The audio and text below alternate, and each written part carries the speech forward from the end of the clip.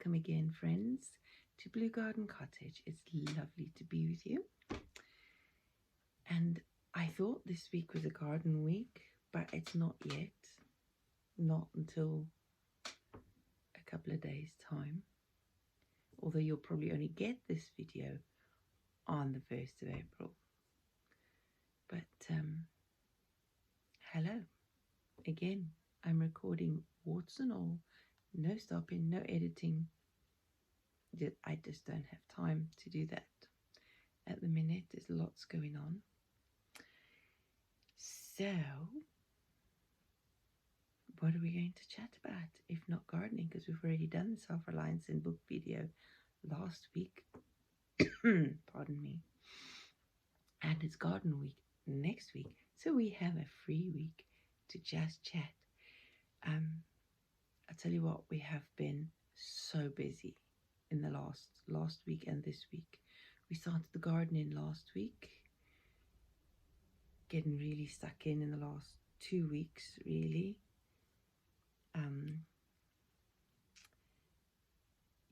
You'll have to wait till next week to see what we've been doing. We've done loads. It's been exhausting. Still loads to do, but we're making progress and we're getting stuck in. As far as the house goes, this week I have actually finally started getting stuck into my son's bedroom, the back bedroom.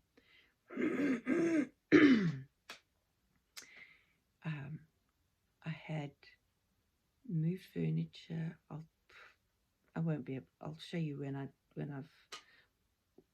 in the home week video. Moved furniture, painted the walls on the one side of the room, from the side window wall, and the other side, half of the other side wall. Removed the old carpet on that side of the room. Just cut it up, took it out, vacuumed all the little grooves in between the floorboards.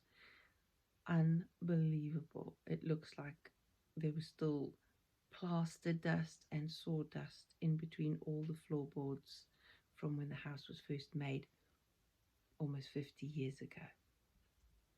That is how long the dust has been in there, but it looks like it's from plaster, from the wall plaster. Oh my days. So vacuumed that up, brought the roll of carpet up that a friend had given me and unrolled it from that wall by the window outwards until the door, put all the furniture that side of the room, and then painted the rest of the walls, and then moved furniture into place, and then proceeded to do all sorting out of the wardrobe, the corner shelves with all the fabric, my son's tooly bits and hobby stuff, the desk that he had made up kind of from bits which I had fixed to the wall, and I'd taken it off and moved it by the radius. So I stacked plastic boxes underneath to keep it upright until I rebuild it to be more stable and self-supporting. So it's a proper desk then I can use for both working on the dolls' houses and sewing. And then just generally sorting and putting things in order so that the room is still livable.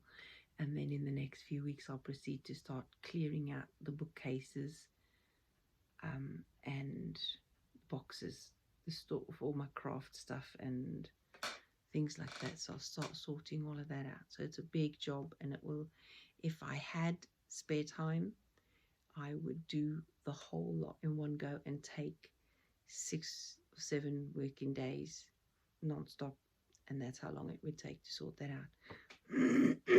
Pardon me. So that's what I've been doing this week. Still lots to do, but I'll show you that on the home week video. Yeah, so now with everything that I have been doing, it was time to write in the garden, the Blue Garden Cottage, and my personal journal on what I've been doing in the home. So it's time for journaling, actually, and I need to make time for that. I think I'll have to do that in the evenings. I'm just exhausted and in a lot of pain, but it feels good because I have actually achieved one of the big tick boxes on this year's project list. So that's one started and almost finished, apart from clearing out a few things. Next one, we have to finish filling all the garden beds, the raised beds, because we have to get planting. There are plants begging to be planted out, but we can't really do that until next month. So it's going to be trying to keep them alive long enough to see us through a cold spell. Because we had beautiful summer weather for 2 weeks almost, and now we're back into winter, and it's already almost the end of spring. Sorry, my chest. Still not properly back to normal.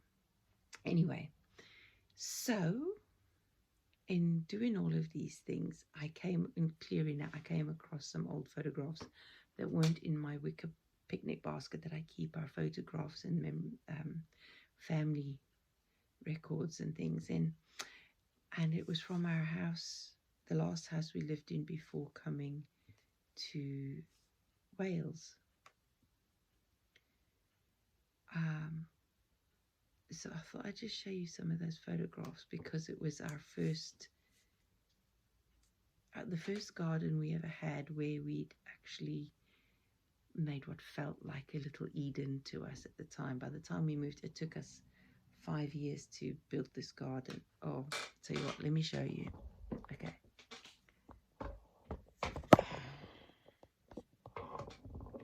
Let me move out the way here a bit. I can get this camera in closer.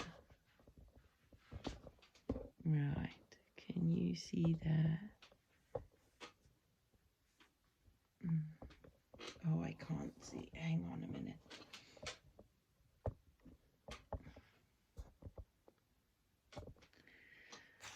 Right, let's move these out the way, shall we? Okay. So the garden was just a blank slate when we moved there. Just lawn and fencing. Just the fencing and the lawn. And there was a path almost in the middle of the garden. And we built arches over the path and put grapevines over the arches and wisteria in big pots, grapevines and raspberries over the path. There was a laundry line that side of the arches as well. There it is here. We built out of pallets, we built fencing. I don't know if you can see it, like picket fencing, to fence off the hard stand in the slabbed patio area from the lawn. And we dug beds alongside the path. In the corner from the other side of the arches, we had a greenhouse that somebody gave us. And then we put up more fencing to build, that part of the garden was our vegetable patch on the side here, along that side. So we sectioned that off. And that looked like this. So this was still part of the gate. This was the gate, and then this is the section that we turn into a vegetable garden with raised beds, paths, and hazel withies to make a Gothic arch over connecting all the beds like a cross. It worked really lovely. We're very happy with that. And there was on the side of the house, further back, with 2 sheds. We had, because we moved the greenhouse there, and we had 2 sheds there. So that was beginning to be our proper little, almost the beginnings of what would have become a cottage garden if we'd stayed there longer. eventually we knocked the 4 beds down to make one very big bed, because there just was not enough. We just wanted to grow more. We just wanted to grow a lot more, because I talk about it in my book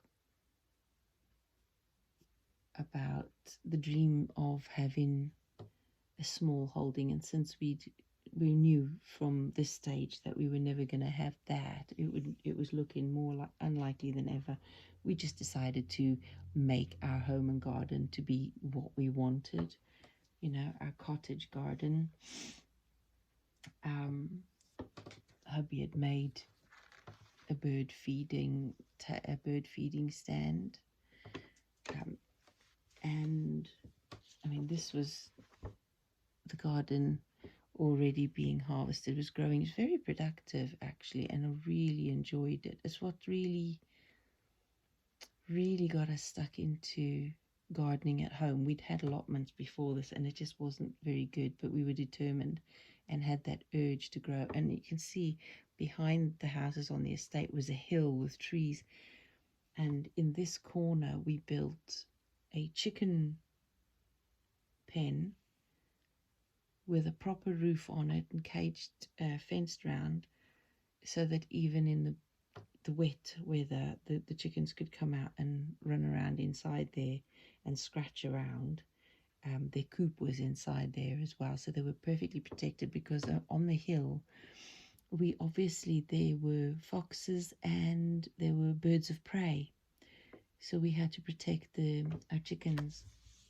And these were our girls. Where are they?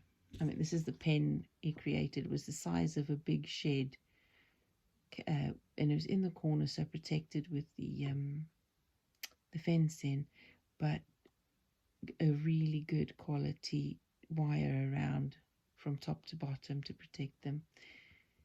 So yeah, that was good. And the coop was inside of that, which could still be moved. We built that ourselves under the carport.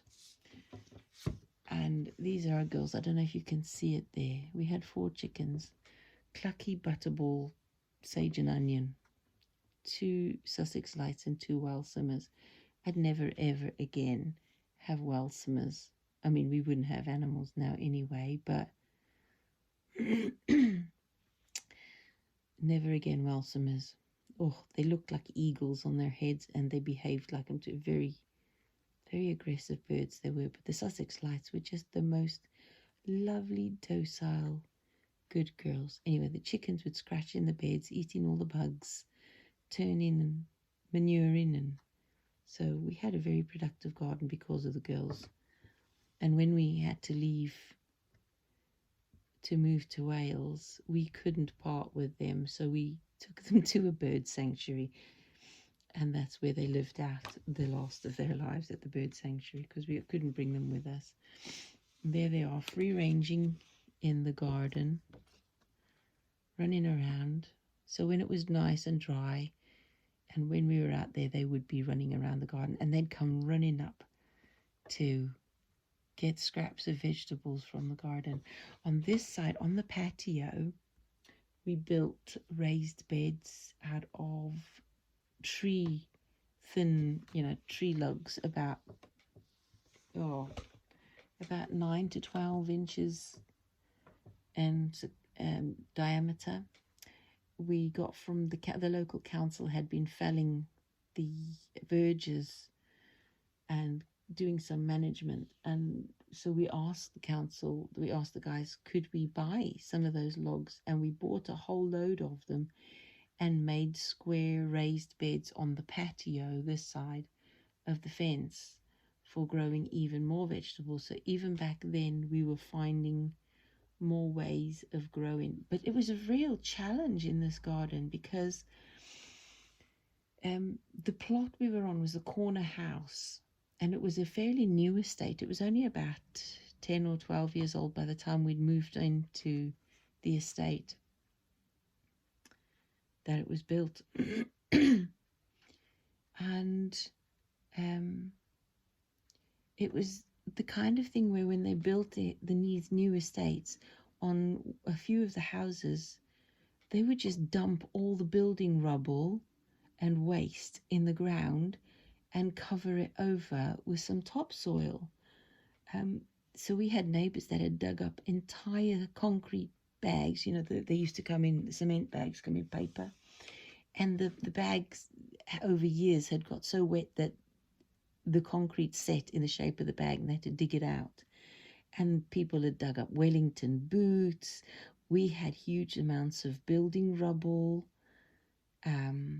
All sorts of stuff were in the ground, and it was not very good. We wondered why during our first winter there was like 4 inches of water on top of the lawn, and we thought, oh my goodness, what are we doing in this garden? You can't use it.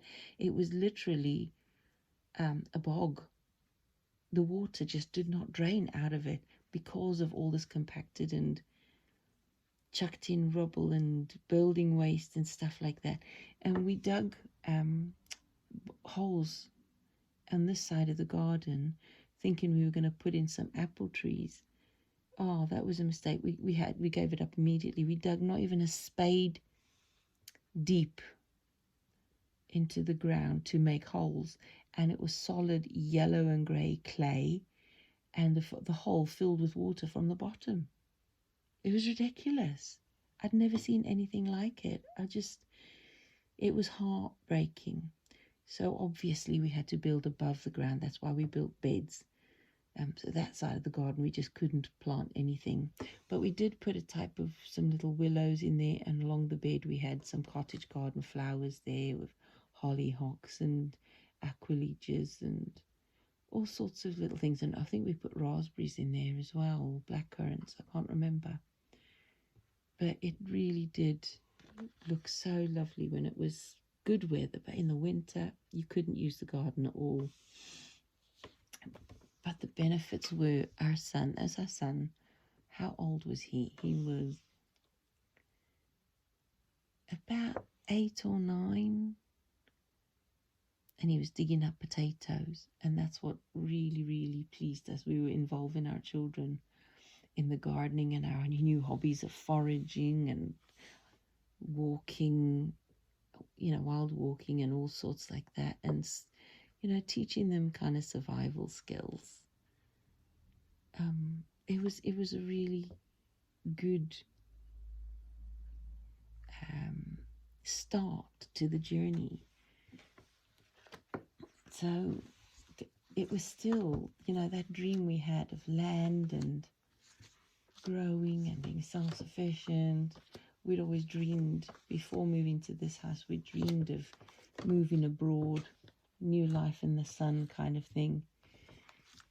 And as that became less likely, we decided to build paradise. It's like the little sign, the plaque I've got in the hallway that says, some people try to make a place beautiful, to find a beautiful place.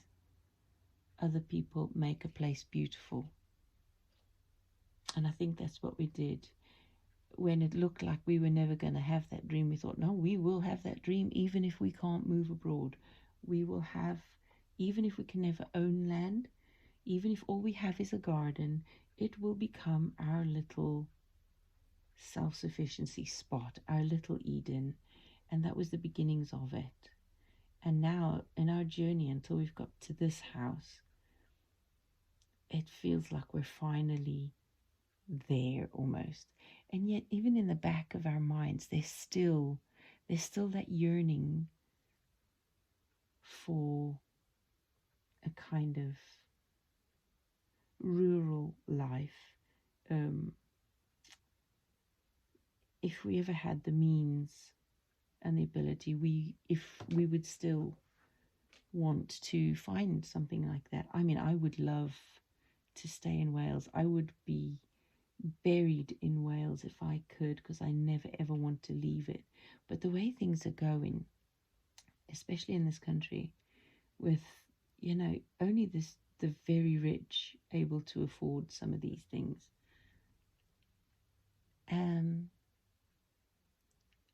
if we ever had at least some money, we would have to move abroad to do that. But the longer I stay here, the harder it is that I would ever want to do that. I want to settle. I'm sick of moving. I'm sick of traveling. I want to settle. I want my base.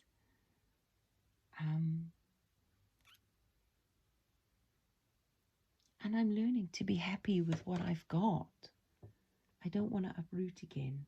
So we will see. We'll just follow promptings as we go. We always have promptings that have led us here.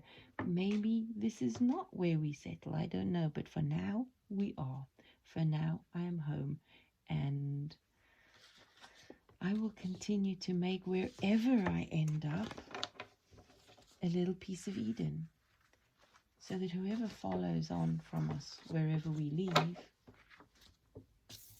might have a little bit of that too, if that's what they want, you know? So yeah, it's dangerous clearing out. I'll put you back. It's dangerous clearing out, sorting out, because you find these things that set you on memory lane and then romanticizing and remembering. And it's really good because it helps when you're filling in your journals and you're measuring where you are. It helps to look back on the past for the purpose of tracking your journey, not for longing for the past. That's very dangerous mentally. It's important to be able to look to the past to measure where you are and how far you've come, so that you don't lose heart in your journey. So I hope you take that at least from this week's video.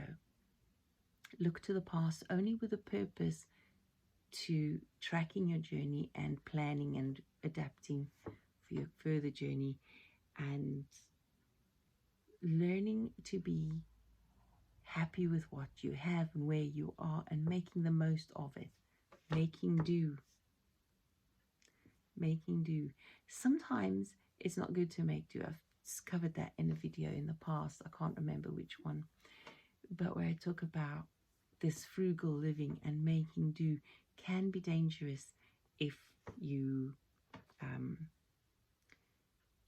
don't use it, if you don't allow yourself sometimes to move forward from that, because it can restrict you. So, and it can halt progress sometimes. But I think it's important to take stock, to check your journey, to move forward. Yeah, if that's all you take from this week's video, that and learning to be happy with what you've got, making the most of it,